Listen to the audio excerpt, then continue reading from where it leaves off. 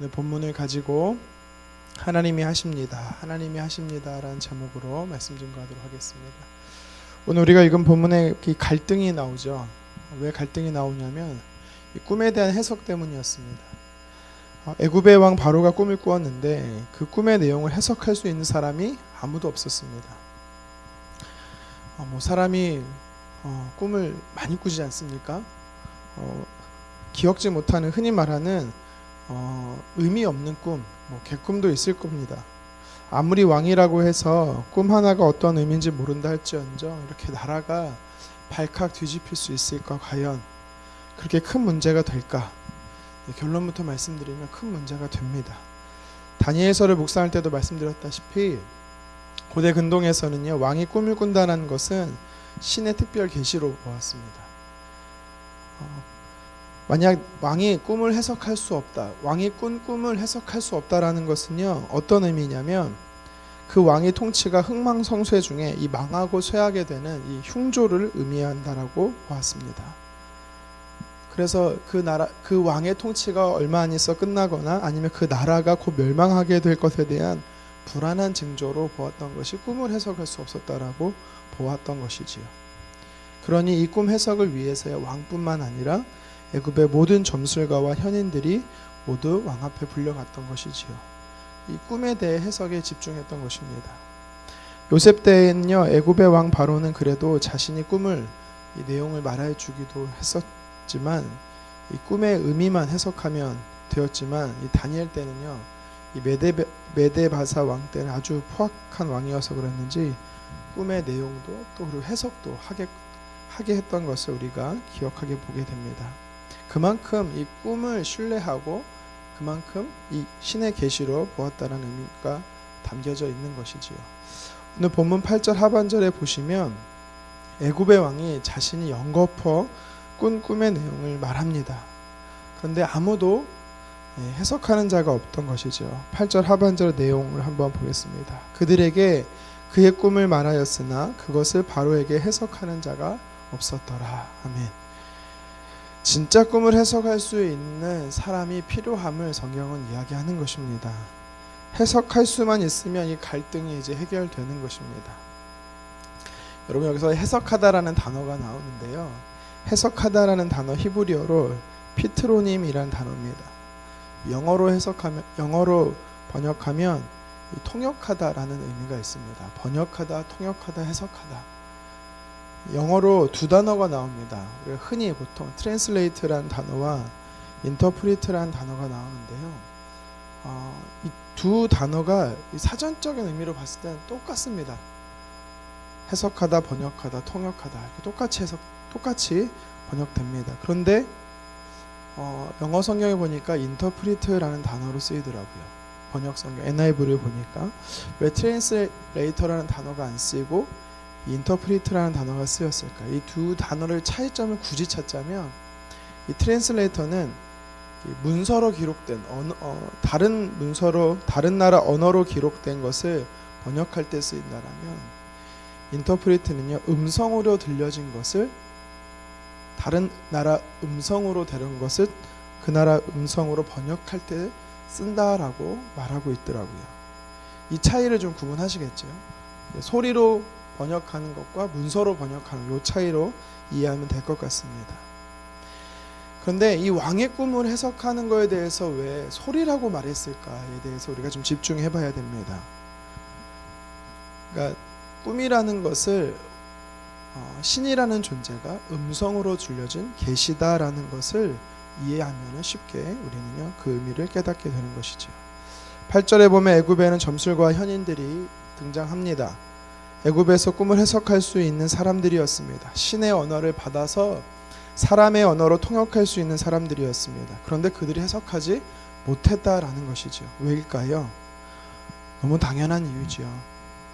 왜냐하면 하나님은 애굽의 이방신들과 다르기 때문입니다. 유일하신 하나님, 창조주 하나님이시기 때문에 하나님의 음성으로 들려진 것을 우상을 숭배하는 자들이 결코 해석할 수가 없었던 것입니다.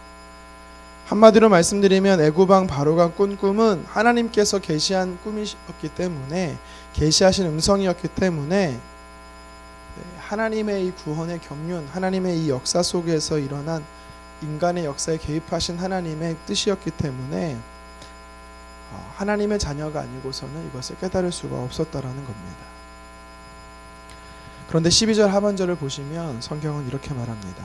그가, 여기서 말하는 그는 요셉을 말하는데요. 그가 우리의 꿈을 풀되 그 꿈대로 각 사람에게 해석하더니. 아멘. 13절 상반절입니다. 그 해석한 대로 되어 라고 성경은 이야기를 하지요. 애굽의 지혜자들이 아무도 해석할 수 없었지만 비록 노예의 신분이긴 하나 요셉은 하나님의 그 계시적 음성을 전해줄 수 있는 유일한 사람이었음을 성경은 이야기하고 있는 것입니다. 여기서 성경이 우리에게 도전하는 메시지가 한 가지 있습니다. 그것이 뭐냐면 세상의 부와 명성, 권력에 이 능력에 있는 사람이라 할지라도 하나님의 자녀나 하나님의 사람이 아니면 하나님의 뜻을 결코 알 수가 없다라는 것입니다. 진짜 하나님의 음성을 누가 듣습니까? 이 시대 하나님의 음성을 누가 들을 수가 있습니까? 하나님의 자녀만이 들을 수 있는 것입니다. 다시 말씀드리면 세상을 향해 하나님의 뜻을 말할 수 있는 사람, 세상을 향해서 하나님의 뜻이 무엇인지를 전달할 수 있는 사람이 누구냐? 바로 요셉과 같은 하나님의 사람이라는 것입니다. 죽었다 깨어나도 세상 사람들은요 스스로 하나님의 뜻을 해석할 수가 없습니다. 이 시대를 살아가는 세상 사람들은 하나님의 선하시고 기뻐하시고 온전한 뜻을 분별할 수 있는 능력이 없다라는 것입니다. 개인의 노력으로 하나님의 뜻을 아는 문제가 아닙니다. 찾아보고 알아보려고 하면 할수록 세상 사람들은 더 미궁 속으로 빠져가는 것입니다. 그렇다면 세상에서 하나님의 뜻을 전할 수 있는 사람이 누구입니까? 바로 요셉처럼 저와 여러분들인 것입니다. 우리가 비록 12절에 술 맡은 관원장이 요셉을 향해서 종된 히브리 사람, 히브리 청년이라고 소개했던 것처럼 출신의 가문이 별 볼 일 없고 또 신분적으로도 종과 노예와 같은 천한 매력 없는 세상이 볼 때 매력 없는 사람이라 할지라도 또 영향력 없는 자일 수 있어도 우리는요 하나님의 자녀이기 때문에 예수 그리스도를 믿어 하나님의 자녀가 되었기 때문에 하나님의 뜻을 세상에 우리는 전할 수 있는, 통역할 수 있는 사람이 되는 것입니다. 그럼 우리가 어떻게 살아야 할까요? 우리 2019년도 표어가 뭐지요? 하나님의 대사로 세상에서요 담대하게 우리는 말할 수 있는 사람이 되어야 하는 것입니다. 우리가 만들어서 하는 말이 아닙니다. 만들어서 우리가 말하는 것이 아니라 우리는 해석하는 자입니다. 하나님이 말씀하신 대로 그대로 우리는 통역하는 자가 되어야 되는 것입니다. 전달자가 되어야 한다라는 것이지요. 사도행전 14장 3절에 성경은 이렇게 말합니다. 두 사도가 오래 있어 주를 힘입어 담대히 말하니 주께서 그들의 손으로 표적과 기사를 행하게 하여 주사 자기의 은혜의 말씀을 증언하시니라. 아멘. 바울과 바나바에 대한 이야기입니다. 바울과 바나바가 담대하게 하나님의 말씀을 대언했다라는 것입니다. 세상 사람들은요 하나님의 말씀이 무엇인지 모릅니다. 우리는요 바울과 바나바처럼 또 오늘 본문의 요셉처럼 세상을 향한 하나님의 메시지를 전할 수 있는 메신저가 되어야 할 것입니다. 하나님의 자녀들, 하나님의 사람이 아니고는 하나님의 뜻을 세상에 전할 수가 없습니다. 그래서 저와 여러분들은 세상에 미련한 방법 같지만 우리 입술을 열어서 하나님의 뜻을 전하는 삶이 되기를 주님의 이름으로 축원합니다. 계속해서 오늘 본문의 말씀을 보면서 우리가 또 발견하게 되는 영적 메시지가 있습니다.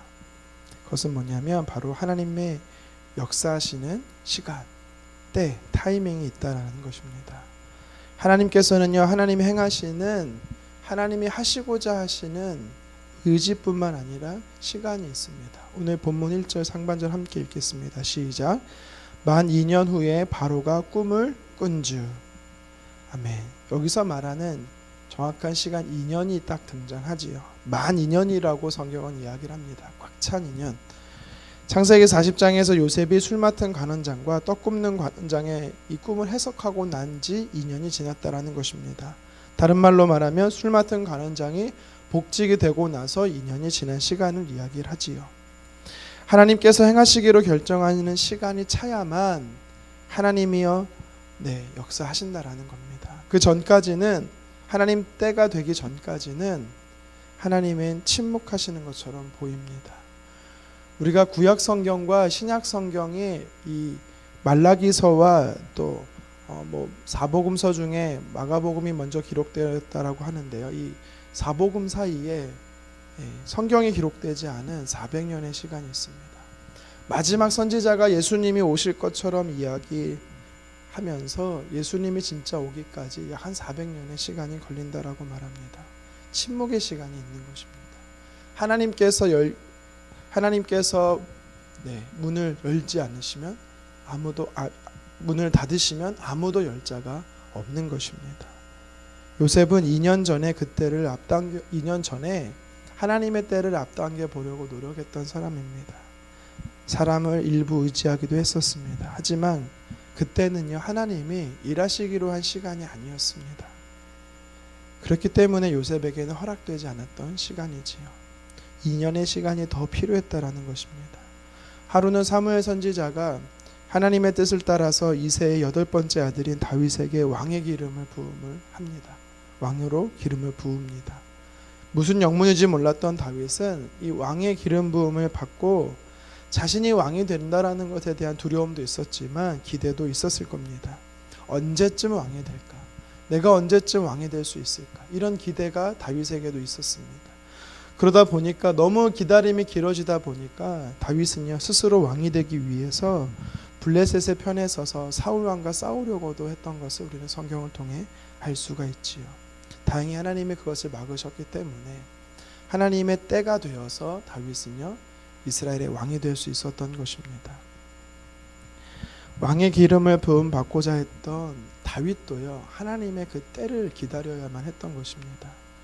하나님께서는 75세 아브라함을 갈대아 우르를 부르셔서 자녀를 주시겠다라고 약속합니다. 하지만 무려 25년이 지나서야 육체의 이 임신 가능한 상태가 끊어지고 마음의 소망도 끊어졌을 때, 하나님 때가 됐을 때, 그때가 찼을 때 하나님은요, 역사하시는 겁니다. 하나님의 뜻은 하나님의 정하신 가장 적절한 시기와 가장 적절한 방법대에 성취되는 줄을 믿으시기를 바랍니다. 비록 오랜 시간이 지나고 모든 상황이 절망적으로 흘러간다 할지라도 하나님께서 정하신 일이라면 반드시 성취되고 마는 것입니다. 요셉은 하나님이 일하시기까지 2년의 기다림의 시간이 필요했습니다. 2년의 시간은 하나님이 아직 준비가 덜 되어서 필요한 시간이 아닙니다. 하나님에게 있어서 시간이 부족했던 것이 아닙니다. 전적으로 요셉이라는 사람, 하나님의 자녀를 위해 준비되었던, 숙성되어야만 하는 그런 시간이었던 것입니다. 요셉은 2년이라는 시간 동안 더 사람들에게 잊혀져야 했습니다. 반대로 이 2년의 시간 동안 요셉은 하나님만 더 의지하는 시간이 되어야 했습니다. 더 훈련되는 시간이 되어야 했습니다. 애굽의 총리로서 준비되는 시간이었고, 하나님 때가 되어 그가 천하를 호령하는 애굽의 총리가 되었을 때에 99.999%가 아니라 100% 완전하게 하나님의 은혜였다라는 것을 고백할 수 있게끔 기다리는 시간이 되었던 것입니다. 그러면 사랑하는 성도 여러분, 저와 여러분들에게 있어서 하나님의 자녀들은요, 하나님의 일하시는 때가 있음을 기억하시기를 바랍니다. 하나님은요, 그 정하신 때가 차면 반드시 역사합니다. 주님은 계시록의 우리의 마지막 약속이 무엇입니까? 곧 오시겠다라는 것입니다. 우리는요, 그것을 하나님 때가 차기까지 우리는 인내하며 믿음으로 기다려야 하는 것입니다. 말씀을 정리합니다. 오늘 바로의 꿈의 내용이 소개되는 본문을 통해서 우리는 두 가지의 영적 메시지를 살펴보았습니다. 첫 번째는 하나님의 뜻은 하나님의 사람만이 전할 수 있다라는 것입니다. 하나님의 계시적 음성을 이 세상에게 전할 수 있는 사람은요, 하나님의 자녀들만입니다. 하나님의 부르심을 입은 자들입니다. 우리는요, 강하고 담대하게 세상을 향해 하나님의 뜻을 외치기를 주님의 이름으로 축원합니다. 두 번째는 하나님께서 일하시는 때가 있다라는 것입니다. 하나님이 여시지 않으면 사람이 아무리 열려고 노력해도 열리지 않는 것입니다. 우리는 하나님의 일하실 때까지 내가 일하려고 하지 말고 더 하나님을 의지하며 인내하며 기다리는 그런 시간을 보내야 할 것입니다. 이 말씀을 기억하며 오늘도 하나님이 우리 삶 안에 일하신다라는 그 믿음을 가지고 나아가기를 주님의 이름으로 축원합니다. 기도하겠습니다.